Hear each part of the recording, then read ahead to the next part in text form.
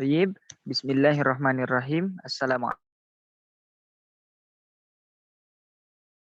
Ini Fikri Nugraha melanjutkan pembahasan yang keempat yang berjudul Al-Hukmu Bistighalihi, yaitu hukum menyibukkan diri untuk mempelajari ilmu tauhid.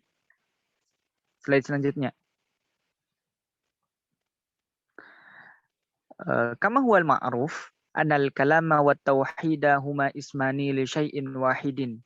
Walidha ahsan alaina an nurakkiza afkarana ila hadha ta'bir.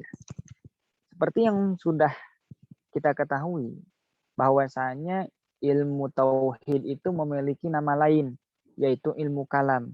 Maka dari itu, saya di sini menyediakan beberapa ibarah dari beberapa kitab turos yang berkaitan tentang hal itu semua.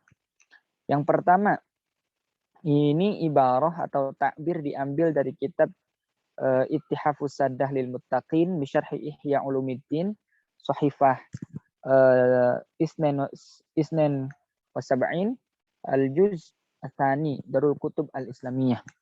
Nah, di sini ada pendapat Imam Al-Ghazali ya. Karena yang dikutipnya oleh saya pendapat Imam Al-Ghazali, maka di sini saya tuangkan pendapat Imam Al-Ghazali. Fa in qulta ta'allumul jadali wal kalami mazmumun ka ta'allumin nujumi aw huwa mubahun aw mandubun ilaih. Nah, ketika kita punya angan-angan nih, punya pertanyaan di dalam hati, gimana sih hukum mempelajari ilmu kalam, hukum mempelajari ilmu jadal? Apakah hukumnya itu dicela sebagaimana mempelajari ilmu nujum? Ataukah mempelajarinya itu dibolehkan? Atau bahkan disunatkan? Fa'lam. Maka jawabannya, fa'lam anna linnasi fi hadza ghuluwan wa israfan fi atraf. Nah, ketahuilah kata Imam Al-Ghazali dalam masalah ini hukumnya itu debatable. Ada perdebatan di antara para ulama. Bahkan ada ulama yang berpendapat sangat sangat parah ya gitu. Sangat parah dalam artian sangat keras menentang. Terus famin qailin annahu bid'atun wa haramun. Ada sebagian ulama itu yang berpendapat bahwa hukum mempelajari ilmu kalam itu adalah bid'ah dan juga haram. Wa annal abda in laqiya rabbahu bi kulli dhanbin siwa syirki khairun lahu min ayyalqahu bil kalam. Mereka itu berpendapat haram dengan dalil pendapat Imam Asy-Syafi'i bahwasanya orang yang bertemu dengan Tuhannya dengan membawa dosa selain dosa syirik itu lebih baik daripada ia bertemu dengan Tuhannya dengan mempelajari ilmu kalam. Itu wa min qailin annahu wajibun wa fardun imma 'alal kifayati aw 'alal a'yani. Ada juga yang berkata bahwasanya mempelajari ilmu kalam itu wajib, maupun wajibnya wajib kifai ataupun wajib aini, atau dalam bahasa lain fardu kifayah ataupun fardu ain. Wa annahu afdalul a'mali wa a'lal qurbat. Kenapa kok bisa wajib? Karena tauhid itu, ilmu tauhid itu amal yang paling afdal dan juga peribadahan yang paling tinggi derajatnya. Fa innahu tahqiqun li ilmi tauhid wa nidalun an dinillahi ta'ala. Karena dengan kita mempelajari ilmu tauhid, kita akan mampu merealisasikan ketauhidan kita kepada Allah dan kita mampu untuk membela agama Islam, agama Allah. Selanjutnya, slide selanjutnya.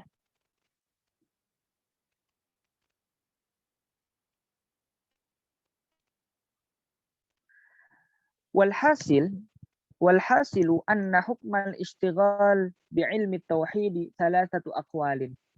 Jadi kesimpulannya, hukum mempelajari atau menyibukkan diri dengan ilmu tauhid itu ada 3 pendapat. Yang pertama, haramun wa bid'atun qabihatun wa dzalika qaulu Syafi'i. wa man yattabi'uhu. Hukum yang pertama adalah haram ataupun bid'ah yang qabihah. Ini berlandaskan pendapat Imam Asy-Syafi'i. Yang kedua, fardu kifayatin.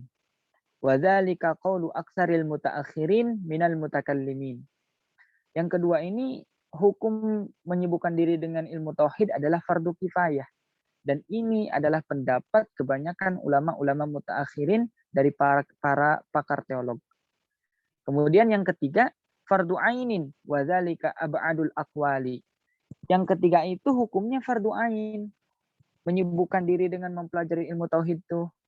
Tetapi pendapat ini pendapat yang jauh dari kebenarannya. Kenapa? Karena sudah jelas Allah itu tidak memerintahkan kita, tidak mewajibkan kepada kita untuk mempelajari ilmu tauhid. Atau menyibukkan diri gitu. Maksudnya menyibukkan diri dengan ilmu tauhid.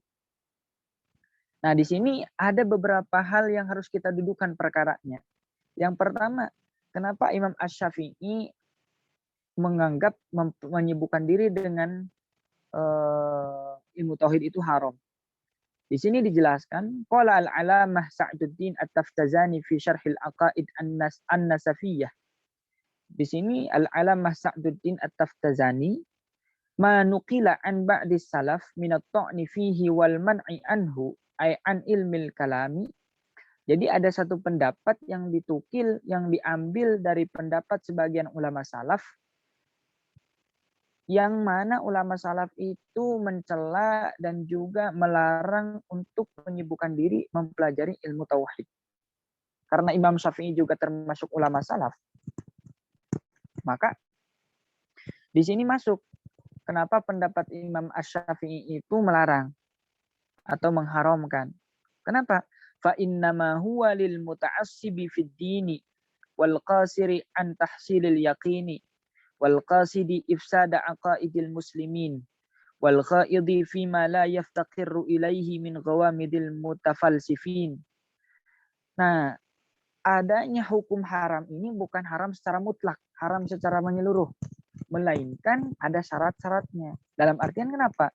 Imam Syafi'i menyebutkan haram di sini itu terkhusus untuk orang yang ta'assub dalam beragama, fanatik dalam beragama. Yang kedua, orangnya itu qasir fi tahsilil yakin, memiliki sifat teledor ataupun ingin mencapai martabat yakin dengan cepat, teledor. Yang selanjutnya, orang yang bermaksud untuk merusak akidah-akidah kaum muslimin.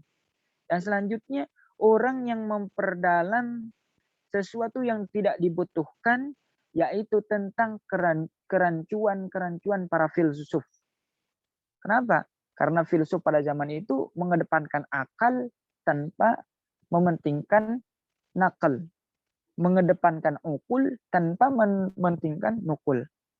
Wa illa fakaifa yatasawwaru al-man'u amma huwa min aslil wajibat wa asasil masyru'at.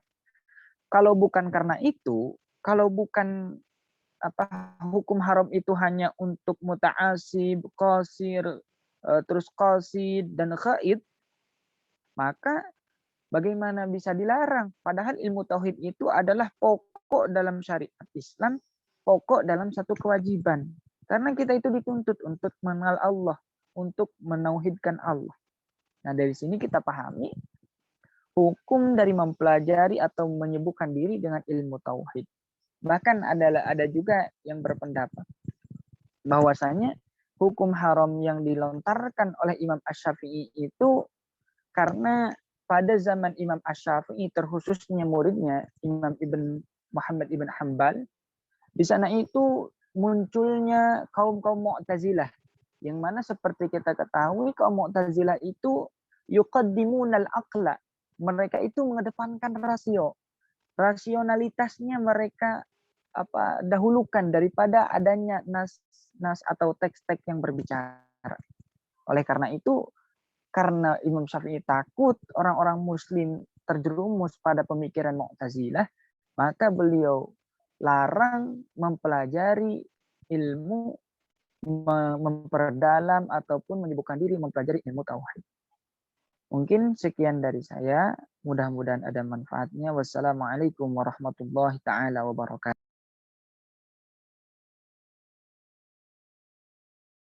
Waalaikumsalam. Udah.